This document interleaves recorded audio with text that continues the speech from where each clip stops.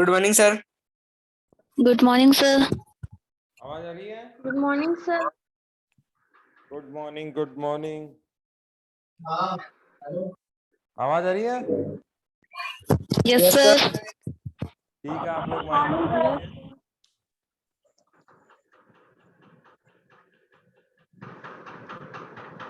हम पहला मूल अधिकार पढ़ चुके थे जिसका नाम था समानता का अधिकार। आज कौन सा पढ़ेंगे? स्वतंत्रता का अधिकार। कहां से कहां तक है? स्वतंत्रता का अधिकार कहां से कहां तक था? 19 से 22 आर्टिकल।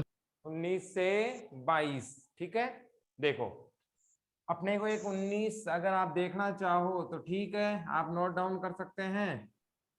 बाकी मैंने इसको इसलिए लिख लिया ताकि ये ऊपर नीचे ना हो जाए। ठीक है ना? मेरे साथ आप एक एक करके लिख लीजिए। अब देखो आर्टिकल कैसे है। केवल 19 ये एक आर्टिकल हो गया है ना। 19 फर्स्ट दूसरा आर्टिकल हो गया। 19 फर्स्ट में भी कै ख घ घेड़ ये सीरीज अलग होगी। ये बात समझ में आ रही क्या? केवल आर्टिकल 19 अलग चीज, 19 फर्स्ट अलग चीज। 19 फर्स्ट में भी कौन सा? कै ख घेड़ है। मैथमेटिक्स की मुकेश जी सर ने एक्सरसाइज ऐसे ही करवाई थी आपको। ऐसे ही होता है ना? इसमें कंफ्यूजन नहीं होना चाहिए। लिखो मेरे साथ आप। आर्टिकल 19 स्वतंत्रता से संबंधित है। आर्टिकल 19 स्वतंत्रता के अधिकार से संबंधित है। ठीक है, दूसरा लिखो आर्टिकल 19 फर्स्ट के। आर्टिकल 19 फर्स्ट के विचार और अभिव्यक्ति की आजादी। विचार और अभिव्यक्ति की स्वतंत्रता। चाहो तो अर्थ भी लिख लो। विचार का मतलब होता है आइडिया, अभिव्यक्ति का मतलब होता है विचार। अपन क्या बोल सकते हैं? जैसे कभी कोई गलत कमेंट कर दिया, किसी पर बोलने पर पाबंदी नहीं है, लेकिन वो सुसभ्य भाषा शैली होनी चाहिए। ऐसा नहीं कि आप उटपटांग भाषा का इस्तेमाल कर रहे हैं, वो कतई बर्दाश्त नहीं की जा सकती, उसके खिलाफ कार्रवाई संभव है। तो विचार और अभिव्यक्ति की स्वतंत्रता कौन से आर्टिकल में? 19 फर्स्ट क में है। अगला लिखो 19 फर्स्ट ख। 19 फर्स्ट ख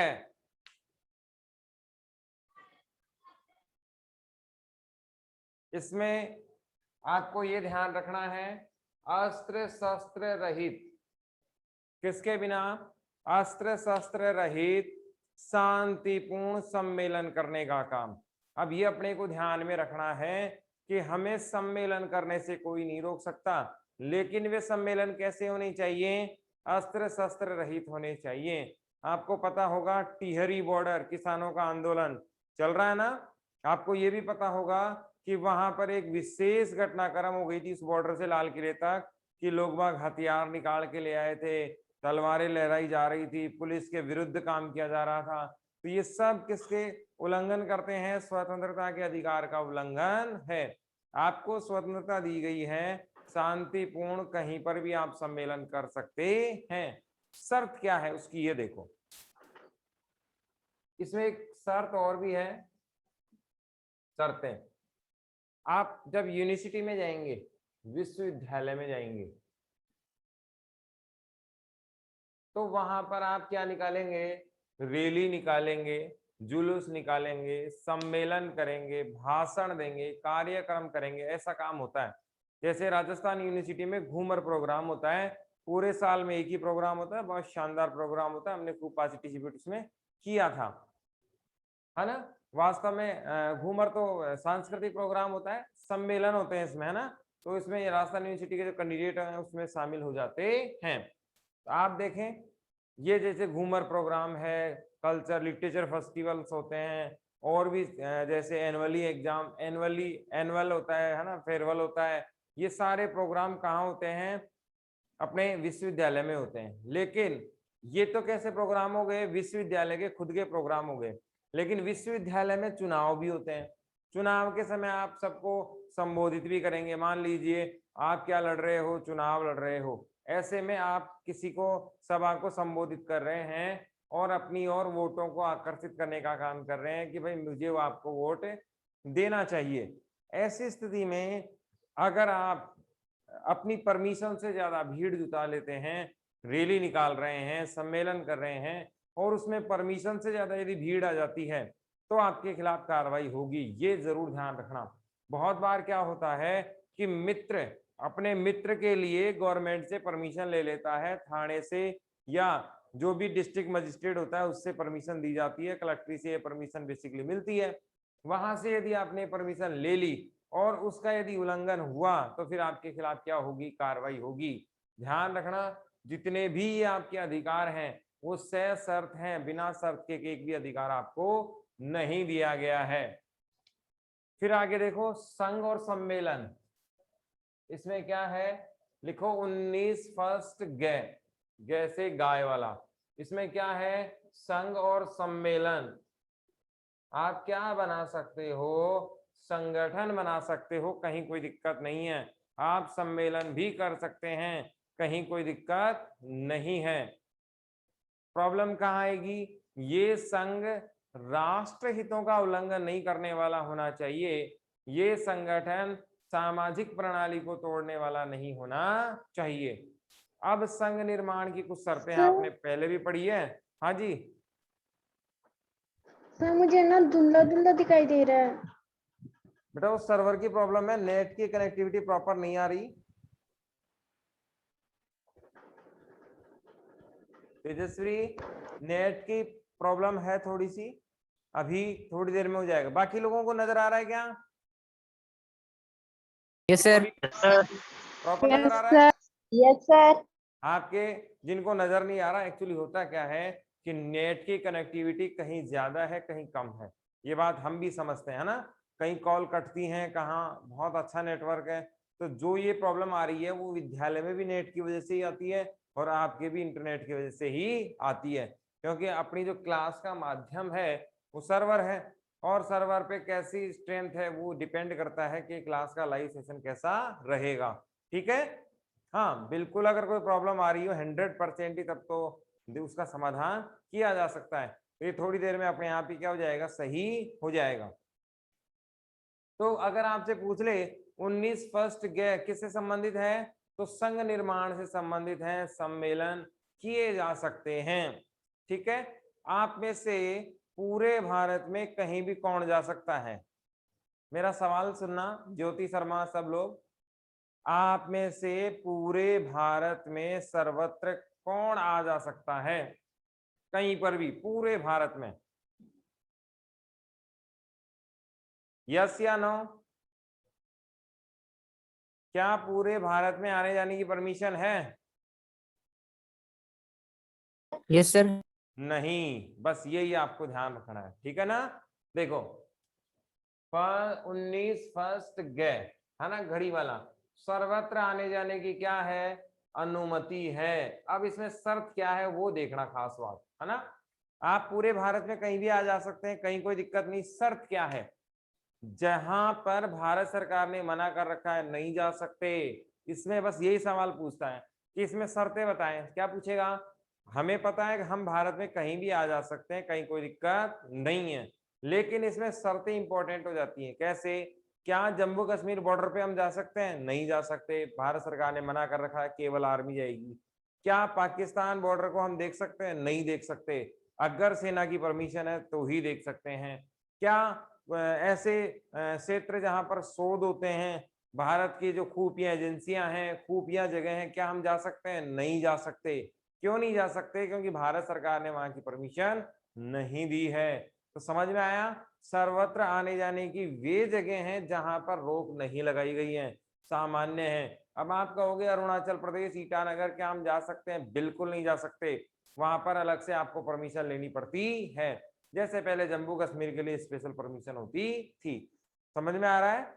तो सर्वत्र आने जाने की परमिशन तो है, लेकिन वो कैसी है, सशर्त है, ऐसे ही नहीं जा सकते आप। वे क्षेत्र जो शांति प्रिय हैं, वे क्षेत्र जहां कोई दिक्कत नहीं है, वे क्षेत्र जो आम जनता के लिए खुले हुए हैं, वो हमारे लिए भी खुले हुए हैं। वे क्षेत्र जहां रेस्ट्रिक्टेड एरिया चालू हो जाता है, प्रोहिबिटेड एरिया शुरू हो जाता है, निषेध एरिया शुरू हो जाता है, वहां आप नहीं जा सकते। ये क्लियर हो गया? क्या आपको बाघ परियोजनाओं में खुले घूमने की आजादी है क्या? क्या अपने को बाघ परियोजना है, शेर जहां रहते हैं, उन परियोजनाओं में खुले घूमने की परमिशन है क्या? No sir. नहीं। समझ गए इसका मतलब क्या है कि कहीं पर भी आने जाने की परमिशन है क्या? तो अगर आंसर आए तो ठीक, हाँ है, बिल्कुल है। लेकिन किन इलाकों में नहीं है? जहां भारत सरकार क्या करती है, मना करती है, उन इलाकों में नहीं है। ठीक है, तो सर्वत्र आने जाने की परमिशन कौन से में? 19 फर्स्ट घड़ी वाले में है। और ये तो आप जानती हो, अणे खाली है ना, एक घड़े सीख रहे हैं हम। पूरे भारत में कहीं पर भी निवास करने की आजादी, निवास करने की आजादी है। अब तो जम्मू कश्मीर में भी हो गया है ना, आप जम्मू कश्मीर में भी आसानी से रह सकते हैं, कोई रोकने वाला आपको नहीं है। और वो भी किसी भी इलाके में, है ना। अभी जम्मू कश्मीर क्या बन गया है, कुछ इलाके यूनियन टेरिटरी बन गए हैं, अभी स्टेट की डिमांड हो रही है। यूटी एरियाज को हम किस में कन्वर्ट करना चाह रहे हैं, स्टेट एरिया में कन्वर्ट करना चाह रहे हैं। संघ शासित प्रदेश और राज्य में क्या अंतर? राज्य की अलग स्वतंत्र सरकार होती है, संघ शासित प्रदेश केंद्र सरकार के अधीन राष्ट्रपति का प्रतिनिधि वहां पर शासन करता है। संघ शासित क्षेत्रों में विधानसभाएं नहीं होती हैं। दिल्ली और पुदुचेरी अपवाद है, अपवाद तो खूब सारे हैं, है ना। दिल्ली केंद्र शासित प्रदेश होते हुए भी विधानसभा है, लेकिन वास्तव में होनी नहीं चाहिए, इसलिए वो क्या है, अपवाद है। पुदुचेरी भी क्या है, अपवाद है। समझ में आ रहा है मेरी बात? तो भारत में आप कहीं भी जाकर रह सकते हैं, कोई रोकने वाला नहीं है, आपकी इच्छा होनी चाहिए।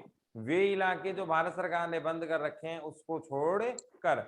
इसमें एक चीज और रह गई, सर्वत्र आने जाने की अनुमति, है ना। तो देखो अमेरिका का उदाहरण देखते हैं। अमेरिका में भारत में नागरिकता कैसी है? एकल नागरिकता। कैसी नागरिकता है? एकल नागरिकता। किससे प्राप्त हुई हमें?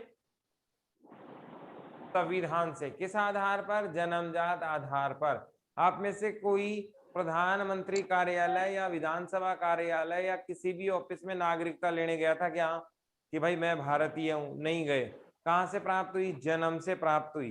तो हमारे यहाँ नागरिकता कैसी है? इकहरी नागरिकता है। इसको और क्या कह सकते हैं? इकहरी नागरिकता, सिंगल सिटीजन, है ना। तो हमारे यहाँ नागरिकता कैसी है? इकहरी नागरिकता है, इसे हम एकल नागरिकता भी कहते हैं। अमेरिका चलते हैं, अमेरिका में कैसी है? दोहरी नागरिकता, दोहरी नागरिकता। अब ये दोहरी नागरिकता और एकल नागरिकता में अंतर क्या? आप में से हरियाणा, पंजाब, गुजरात, उत्तर प्रदेश, मध्य प्रदेश जाने के लिए कितने लोगों को पासपोर्ट वीजा लेना पड़ेगा? लेना पड़ता है क्या कुछ? No sir. नहीं लेना पड़ता, क्योंकि हम सब क्या हैं, एक। वे क्षेत्र जहां पर भारत सरकार आसानी से परमिशन दे देती है या सामान्य लोगों के लिए खोल रखे हैं, वे कौन से क्षेत्र में कहलाते हैं? इकहरी नागरिकता या एकल नागरिकता के क्षेत्र कहलाते हैं। दोहरी नागरिकता के क्षेत्र, यहां पर जैसे वॉशिंगटन डीसी की बात करें, ठीक है, वॉशिंगटन डीसी की बात करें, फ्लोरिडा की बात करें, और बहुत सारे अमेरिका के शहर हम ले सकते हैं ना। उन शहरों में एक शहर से दूसरे शहर में अगर आप जाते हैं तब भी आपको वीजा देना पड़ता है, पासपोर्ट देना पड़ता है। और एक स्टेट से दूसरे स्टेट में तब भी, और एक देश से दूसरे देश में तब तो देना ही देना है। आपको समझ में आ रहा है ना?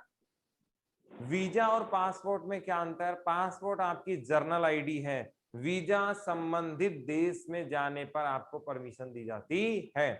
पासपोर्ट एक प्रकार का आपका जर्नल एग्रीमेंट है, जर्नल यू कह सकते हैं, आईडी है आपकी, जो अंतरराष्ट्रीय धरातल पर बनती है। और वो सबके पास होनी ही चाहिए। लेकिन पिंकी आज फर्स्ट डे है क्या?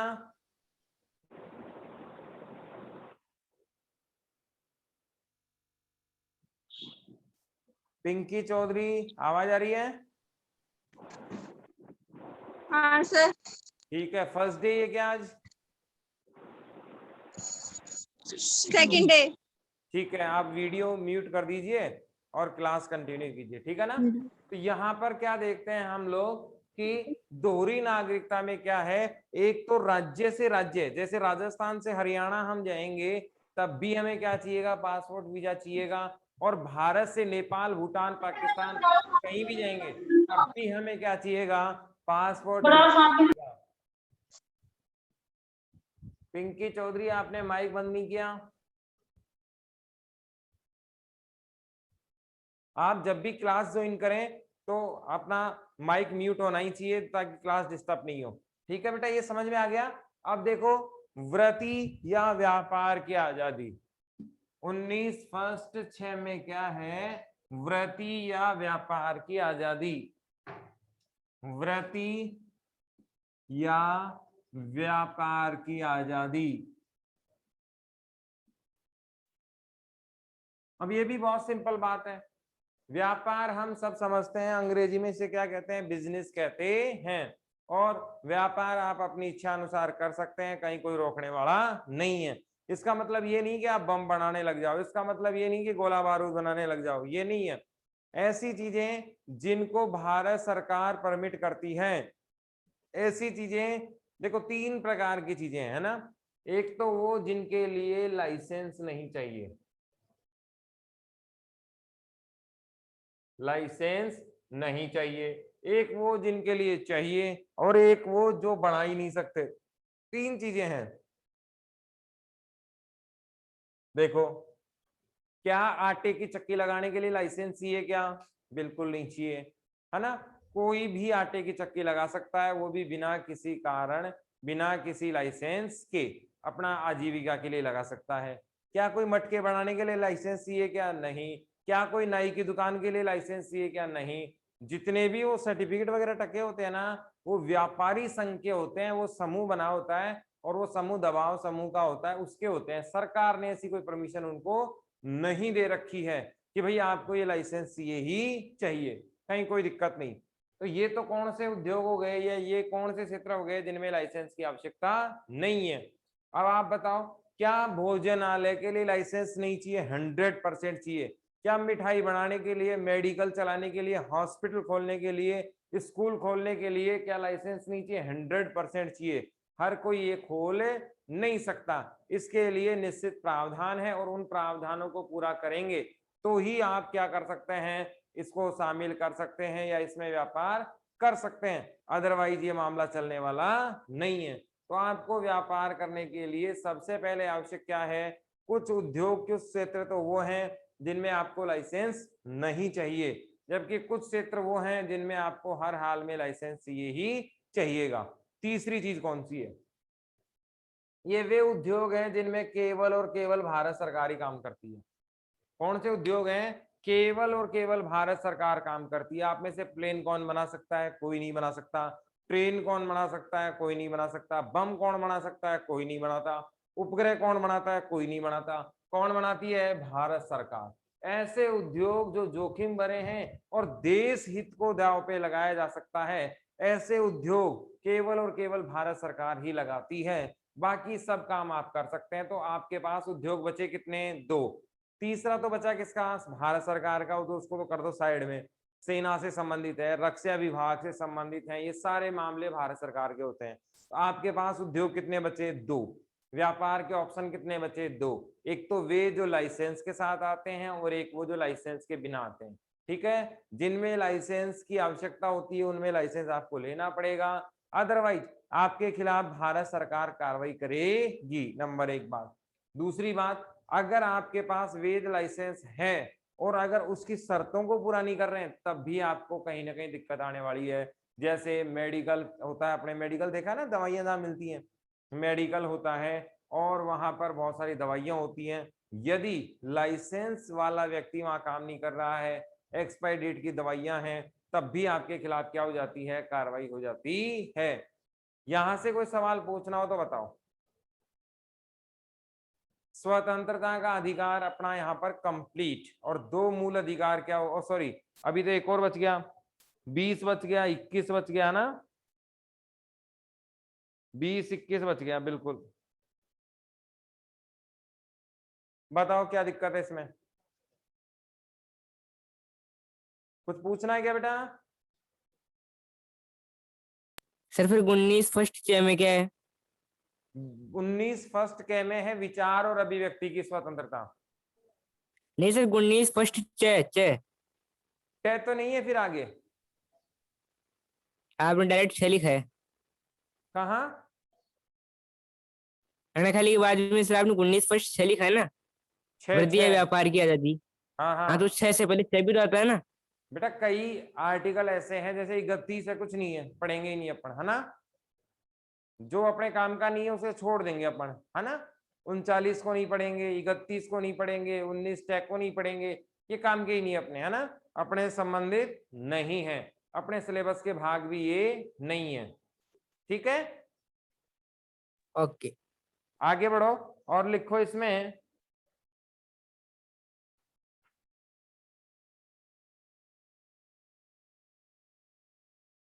अनुच्छेद 20 अपराधी दोष सिद्धि के विषय में संरक्षण। 20 में है अपराधी के दोष सिद्धि के संरक्षण। अपराधों के लिए दोष सिद्धि के विषय में संरक्षण, के विषय में संरक्षण, यह है 20 में। आप सवाल लिख लीजिए, अपराधी के लिए या अपराधों के लिए दोष सिद्धि के विषय में संरक्षण। ये अंग्रेजी बड़ी खतरनाक है ना। अपराधों के लिए दोष सिद्धि के विषय में संरक्षण, इसकी कुछ शर्तें हैं। देखो पहला क्या है, अपराध के समय लागू कानून ही मान्य होगा, लागू कानून ही मान्य होगा। समझ में आया क्या? अपराध के समय लागू कानून ही क्या होगा, मान्य होगा। इसका मतलब क्या हुआ कि जो कानून बाद में बने हैं, जैसे मान लीजिए आज तारीख कितनी है, 2 जुलाई है, और 2 जुलाई को कोई अपराध हुआ और उस अपराध से लेकर आज ही कानून बना दिया बाद में, तो फिर वो कानून लागू नहीं होगा, क्योंकि आज जो कानून बनाया वो कल से लागू होगा, तो इस मामले पर अपराध पर लागू नहीं होगा। पहला बिंदु समझ में आया कि अपराध के समय जो कानून है वे क्या होंगे, उसी समय के लागू होंगे। एक व्यक्ति को एक अपराध के लिए, आप नोट डाउन कर लीजिए इसको, एक व्यक्ति को एक अपराध के लिए एक ही बार सजा दी जा सकती है। एक व्यक्ति को एक अपराध के लिए एक ही बार क्या दी जा सकती है, सजा दी जा सकती है, बार बार सजा नहीं दी जा सकती। एक व्यक्ति को अपराध के लिए कितनी बार सजा दी जा सकती है, एक बार के लिए। निर्धारित सजा से अधिक सजा नहीं दी जा सकती, नहीं दी जा सकती है। ठीक है, 3 बातें समझ में आई। पहला कौन सा है, जब अपराध व्यक्ति ने किया उस समय कौन सा कानून बना हुआ था, या किस प्रकार का कानून उस समय था, उस बात को ध्यान में रखकर ही हम क्या कर सकते हैं, कोई कानून लागू कर सकते हैं या कोई काम कर सकते हैं। आपको मैं एक उदाहरण देता हूं,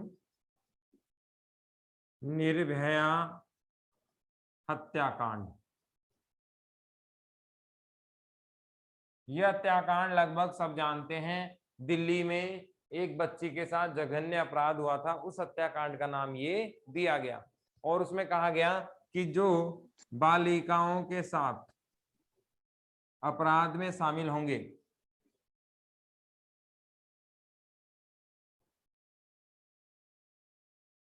अपराध में शामिल होंगे, उनके साथ कठोर कार्रवाई होगी, कठोर कार्रवाई होगी और होनी भी चाहिए, है ना। मेरे हिसाब से इसमें फांसी से कम नहीं होना चाहिए, क्योंकि जीने का अधिकार सबको है और ऐसे लोग जो हमारे समाज के आधे हिस्से, आपको पता होना चाहिए आधे पुरुष है तो आधे महिलाएं भी हैं, तो जो हमारी बहन बेटियों के साथ सभ्यता से पेश नहीं आते, ये इंसान कहलाने लायक भी नहीं है और इनको समाज में रहने की कोई परमिशन भी नहीं होनी चाहिए। तो निर्भया हत्याकांड में जो अपराधी थे वो नाबालिग थे, यानी कि 18 साल से क्या थे, कम थे। बाद में संशोधन किया गया कि ऐसे मामले जो बालिकाओं के खिलाफ आएंगे या महिलाओं के खिलाफ आएंगे, उसमें अपराध की उम्र 14 से घटाकर कितनी कर दी जाए, 18 से घटाकर कितनी कर दी जाए, 14। तो इसका मतलब ये हुआ कि अब नाबालिग पर भी आसानी से केस हो पाएगा। कौन से मामले पर, महिला अपराधों पर। तो ये अच्छी चीज है ना, कि हमारे समाज में सबसे ज्यादा सुरक्षित किसे होना चाहिए, सबको होना चाहिए, चाहे वो बालिका हो चाहे वो बालक हो, क्योंकि भारत का संविधान सबको समान जीने का क्या देता है, अधिकार देता है। तो जितनी राइट्स बालिकाओं की उतनी बालकों की भी है और सुरक्षा सबसे इंपॉर्टेंट है कि नहीं है। हमारे यहाँ हमारा संविधान आपको क्या देता है, सुरक्षा देता है। ये उदाहरण समझ में आया। तो कहीं ना कहीं अपराध को रोकने के लिए ऐसे काम किए जाते रहते हैं और वास्तव में होने भी चाहिए। एक विद्वान हुए, उन्होंने बहुत अच्छी बात कही कि यदि हमारे होते हुए महिलाएं सुरक्षित नहीं हैं तो हमें पुरुष कहलाने का कोई औचित्य नहीं है। हमें पुरुष कहना ही नहीं चाहिए। यदि हमारे होते हुए हमारी बहन बेटियां, हमारी बच्चियां, हमारी माताएं बहनें अगर सुरक्षित नहीं है तो हमारा पुरुष कहलाना क्या है, बेकार है। इसीलिए हमारे अगर मौजूदगी वहां है तो बालिकाओं को, महिलाओं को, बहन माताओं को सुरक्षा महसूस होनी चाहिए, तब हम अपने आप को पुरुष कह सकते हैं। बड़ी गजब की बात उन्होंने कही। तो ये बात समझ में आई। आर्टिकल 20 किससे संबंधित है, अपराधों के लिए दोष सिद्धि के विषय में है। सर हाँ जी, तीसरा बोलो। पॉइंट समझाओ, लास्ट वाला। लास्ट वाला ठीक है, बताता हूँ। हाँ देखो क्या है, पहले में कोई दिक्कत, अपराध के समय लागू कानूनी क्या होता है, मान्य होता है। अगर अपराध आज हुआ और आज ही हमने संशोधन कर दिया, क्योंकि अपराध बड़ा कठोर था, खराब था, है ना। अपराध तो वैसे सारे खराब होते हैं, जघन्य अपराध था, तो हम इसको और कठोर बनाना चाहते हैं। तो कब से लागू होगा, अगले अपराध पे, इस पे नहीं होगा, क्योंकि नियम कब बना, आज, तो लागू कब से होगा, कल से। तो पहली में तो ये भारत का संविधान कहता है कि जो अपराध आज हुआ है उसके लिए जो पहले से बना हुआ कानून है वही लागू होगा। दूसरा, एक व्यक्ति को एक अपराध के लिए सजा कितनी बार होगी, एक बार। ऐसा नहीं है कि एक व्यक्ति को एक ही अपराध के लिए 10 बार सजा दे दी जाए, ऐसा नहीं हो सकता। एक अपराध के लिए एक व्यक्ति को कितनी बार सजा मिलेगी, एक बार। हाँ, दूसरी बार सजा मिल सकती है, लेकिन दूसरे अपराध के लिए, उस अपराध के लिए नहीं मिलेगी। निर्धारित से अधिक सजा नहीं दी जा सकती। इसका मतलब कि जो पहले से निर्धारित कर रखा है कि इस अपराध के लिए ये सजा है, उससे ज्यादा बढ़ाकर उस समय नहीं दी जा सकती। बाद में उसे बढ़ाया जा सकता है संशोधन के माध्यम से। और बताओ,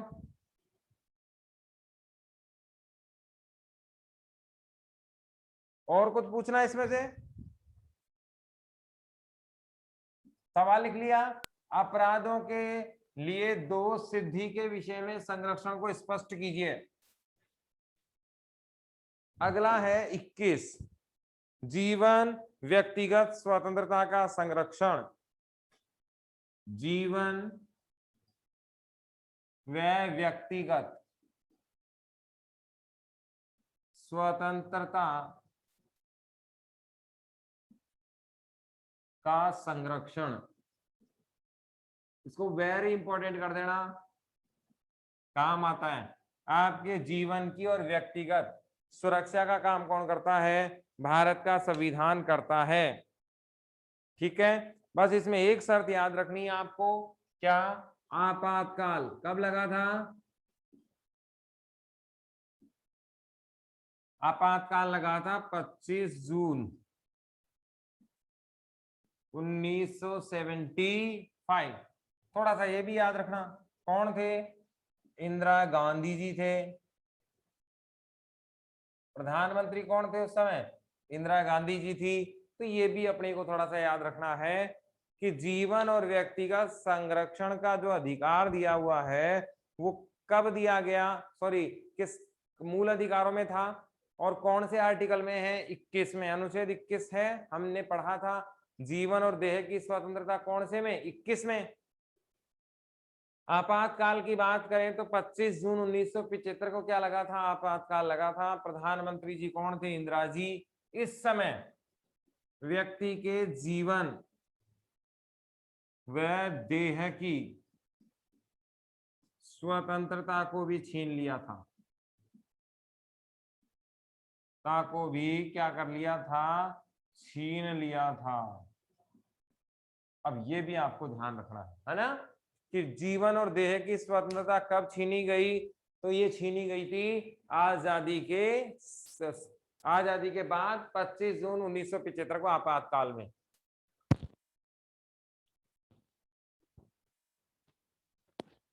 समझ में आ रहा है? अब इसमें आप एक बात और देख सकते हो, क्या? कि जीवन और देह की स्वतंत्रता हमारा मौलिक अधिकार हुआ या नहीं? बिल्कुल हुआ। कैसे? 44वां संविधान संशोधन, 44वां संविधान संशोधन कब हुआ था? सर आपकी आवाज धीरे आ रही है। 1908। आवाज नहीं आ रही बेटा? धीरे आ रही है बहुत। अब आ रही है? आ तो रही है लेकिन पहले से ही आ रही थी भी।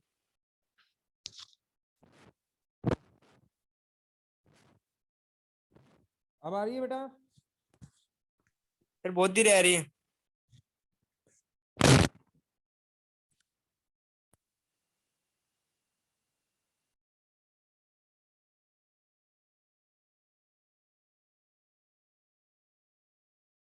अब आ रही है? अभी भी नहीं आ रही, स्लो आ रही है आवाज। कोई नहीं, मैं देखता हूँ इसको, है ना। Okay sir.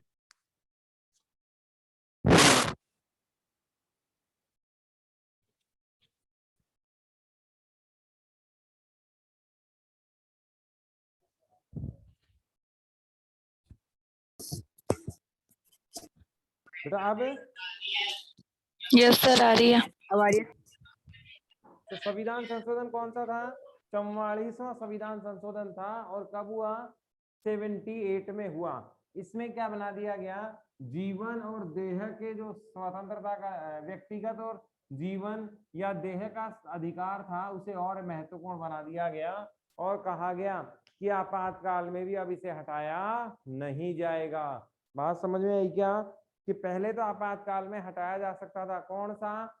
जीवन और देह का अधिकार, जो कौन से आर्टिकल में था? 21 में। लेकिन अब नहीं हटाया जा सकता। कौन से संविधान संशोधन से? 44वें संविधान संशोधन से, जो कब हुआ था? 78 में हुआ था।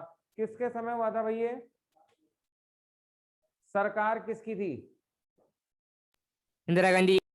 नहीं, यही तो गड़बड़ कर दिया। और कांग्रेस। नहीं नहीं, वो तो ठीक है, सारी कांग्रेस है, लेकिन संपत्ति का अधिकार कब हटाया गया था? संपत्ति का अधिकार कब हटाया गया था? हाँ, पन्ने पलट लो, याद तो कुछ रहता नहीं है। ज्योति, किरोड़ी, कनिका, कब हटाया गया था संपत्ति का अधिकार?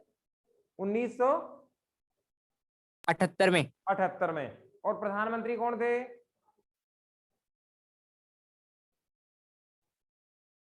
मोरारजी देसाई। Very good. और संविधान संशोधन कौन सा था?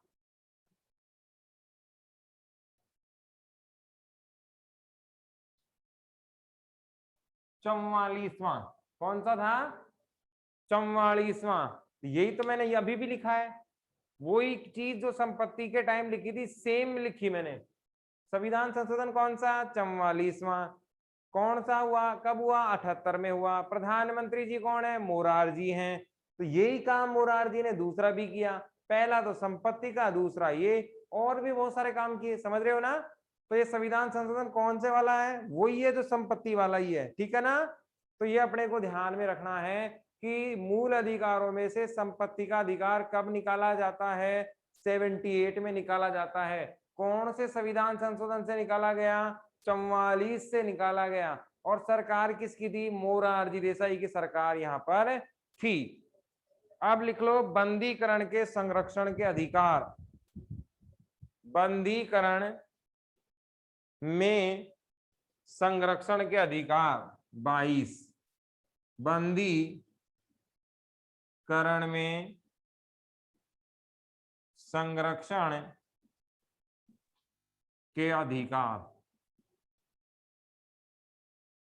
कौन सा है? आर्टिकल 22।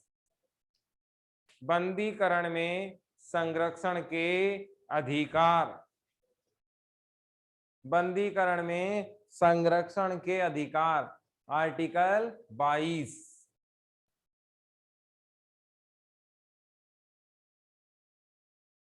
ठीक है बेटा, ये करेंगे अपन कल, क्योंकि आज तो पूरा हो नहीं पाएगा, टाइम हो गया कंप्लीट।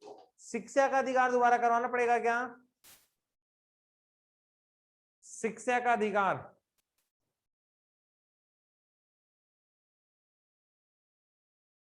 छवि, शिक्षा का अधिकार याद है? Yes sir. कौन से आर्टिकल में था? 21A में। ठीक है, आज की क्लास कंप्लीट हो गई। कल शिक्षा का अधिकार पढ़ के आना और 21 तक आर्टिकल पढ़ के आना, है ना? फिर अपन इससे आगे करेंगे अपन।